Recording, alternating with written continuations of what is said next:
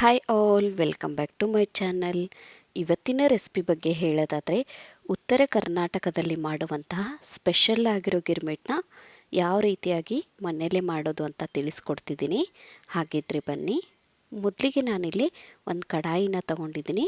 ಅದಕ್ಕೆ ನೀವಿಲ್ಲಿ ಜಾಸ್ತಿ ಆಯಿಲ್ನೇ ಸೇರಿಸ್ಕೊಬೇಕಾಗತ್ತೆ. ನಂತರ ನಾನಿಲ್ಲಿ ಅರ್ಧ ಸ್ಪೂನ್ ಆಗುವಷ್ಟು ಸಾಸಿವೆ, ಹಾಗೆಯೇ ಅರ್ಧ ಸ್ಪೂನ್ ಆಗುವಷ್ಟು ನಾನಿಲ್ಲಿ ಜೀರಿಗೆನೂ ಸಹ ಬಳಸ್ತಾ ಇದ್ದೀನಿ.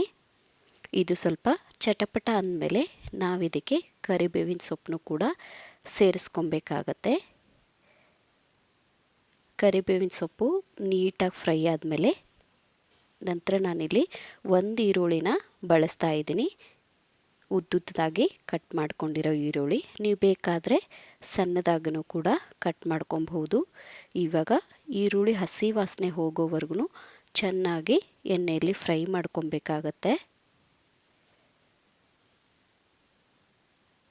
ಈರುಳ್ಳಿ ಫ್ರೈ ಆದಮೇಲೆ ನಾವಿದಕ್ಕೆ ಅರ್ಧ ಸ್ಪೂನ್ ಆಗುವಷ್ಟು ಉಪ್ಪನ್ನ ಬಳಸ್ತಾ ಇದ್ದೀನಿ. ನೀವು ರುಚಿ ಜಾಸ್ತಿ ಅಂದರೆ ನೀವು ಜಾಸ್ತಿ ಉಪ್ಪನ್ನು ಕೂಡ ಸೇರಿಸ್ಕೊಬಹುದು.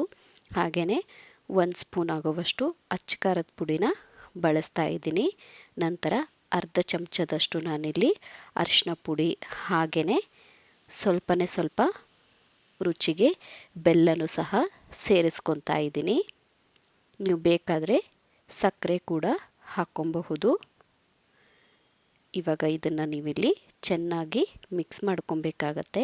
ನಾವು ಹಾಕಿರುವಂಥ ಮಸಾಲೆ ಹಾಗೆ ಈರುಳ್ಳಿ ನೀಟಾಗಿ ಮಿಕ್ಸ್ ಆಗಬೇಕು. ಇದನ್ನು ಸ್ವಲ್ಪ ಹೊತ್ತು ಫ್ರೈ ಆಗಕ್ಕೆ ಹಾಗೆ ಬಿಡಿ. ನಂತರ ನಾವಿಲ್ಲಿ ಹುಣಸೆಹಣ್ಣಿನ ರಸನ ಸೇರಿಸ್ಕೊತಾ ಇದ್ದೀನಿ. ಇದಕ್ಕೆ ನಾನಿಲ್ಲಿ 1 ಸ್ಪೂನ್ ಆಗೋವಷ್ಟು ಕಡಲೆಪಪ್ಪು ಹಿಟ್ಟು ಅಥವಾ ಪುಟಾಣಿ ಹಿಟ್ಟನ್ನ ಬಳಸ್ಕೊಬೇಕಾಗತ್ತೆ. ಇವಾಗ ಇದನ್ನು ನೀವಿಲ್ಲಿ ಚೆನ್ನಾಗಿ ಕೈಯಾಡಿಸಿ 1-2 ನಿಮಿಷ ಇದನ್ನು ಕುದಿಯೋಕ್ಕೆ ಹಾಗೆ ಬಿಡಬೇಕಾಗತ್ತೆ. ನೀವಿಲ್ಲಿ ನೋಡ್ತಿರ್ಬೋದು, ನಮಗಿಲ್ಲಿ ಗಿರ್ಮಿಟ್ ಗೊಜ್ಜು ರೆಡಿಯಾಗಿದೆ. ನಾವು ಹಾಕಿರುವಂಥ ಮಸಾಲೆ ಎಲ್ಲ ಕೆಳಗಡೆ ಇದೆ, ಆಯಿಲ್ ಮಾತ್ರ ಮೇಲೆ ಇದೆ. ಈ ಥರ ಆದರೆ ನಮಗಿಲ್ಲಿ ಗೊಜ್ಜು ರೆಡಿಯಾಗಿದೆ ಅಂದರ್ಥ. ಇವಾಗ ಇದನ್ನು ಒಂದು 5 ನಿಮಿಷ ತಣ್ಣಗಾಗಕ್ಕೆ ಬಿಡೋಣ. ಈ ಕಡೆ ಗಿರ್ಮಿಟ್ನ ರೆಡಿ ಮಾಡೋದು ಹೇಳ್ಕೊಡ್ತಿದ್ದೀನಿ. ನಾನಿಲ್ಲಿ 1 ಬೌಲ್ ಆಗುವಷ್ಟು ತೆಳ್ಳಗಿರುವಂತಹ ಮಂಡಕ್ಕಿನ ತೊಗೊಂಡಿದ್ದೀನಿ. ಇದಕ್ಕೆ ಸಣ್ಣದಾಗಿ ಕಟ್ ಮಾಡಿರುವಂಥ ಈರುಳ್ಳಿ, ಹಾಗೆಯೇ ಸಣ್ಣದಾಗಿ ಕಟ್ ಮಾಡಿರುವಂತಹ ಟೊಮೆಟೊ ಕೂಡ ಬಳಸ್ತಾ ಇದ್ದೀನಿ. ನಂತರ ಸ್ವಲ್ಪ ಕೊತ್ತಂಬರಿ ಸೊಪ್ಪನ್ನು ಕೂಡ ಸೇರಿಸ್ಕೊತಾ ಇದ್ದೀನಿ. ನಂತರ ನಾನು ಇದಕ್ಕೆ ಕಾರ್ನ್ಫ್ಲೆಕ್ಸ್ನ ಸೇರಿಸ್ಕೊತಾ ಇದ್ದೀನಿ. ನೀವು ಬೇಕಾದರೆ ಮಿಕ್ಸ್ಚರ್ ಕೂಡ ಹಾಕ್ಕೊಬಹುದು, ಇಲ್ಲ ಅಂದರೆ ಸ್ಕಿಪ್ ಕೂಡ ಮಾಡ್ಕೊಬಹುದು.